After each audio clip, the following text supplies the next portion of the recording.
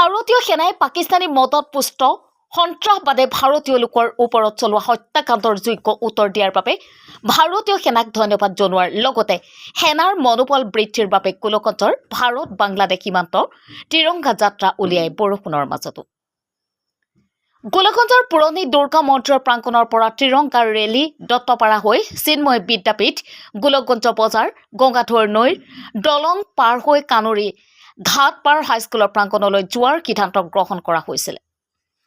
কিন্তু বৰষুণে বাধা বিঘিনি দিয়ে আৰু গোলকগঞ্জৰ মাজমজিয়াৰ জগমোহন বিদ্যাপীঠৰ প্ৰাংগণত সামৰণি পৰে। তিৰংগা যাত্ৰাত গোলকগঞ্জৰ শংকৰদেৱ শিশু বিদ্যানিকেতনৰ বেণ্ড, চিলাৰাই মহাবিদ্যালয়ৰ NCC, গৌৰীয় বেদান্ত গুৰুকুলৰ প্ৰশিক্ষাৰ্থী, স্থানীয় ৰাইজৰ লগতে বিজেপি দলৰ নেতা কৰ্মীয়ে অংশগ্ৰহণ কৰিছিল।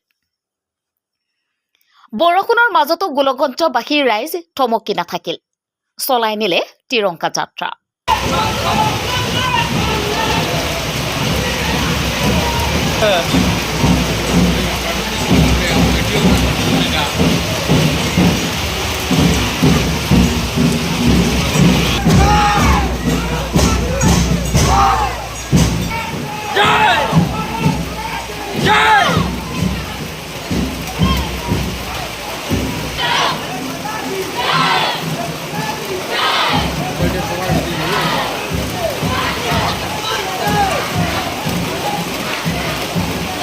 বৰষুণ নহয়, এইটো দেশ মাতৃৰ প্ৰতি গোলকগঞ্জবাসীৰ যি শ্ৰদ্ধা, সেই শ্ৰদ্ধা যি প্ৰতীয়মান কৰিছে।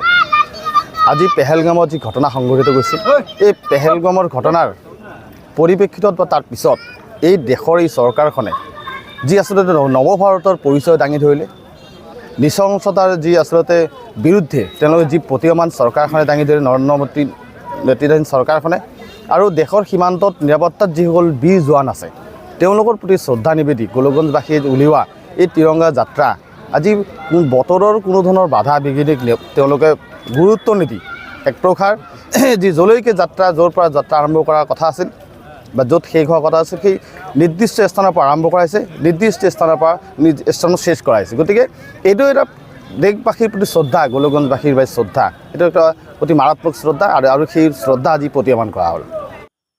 গোলকগঞ্জৰ পৰা তপন ৰায় ৰিপৰ্ট, TTN সত্য সংবাদ।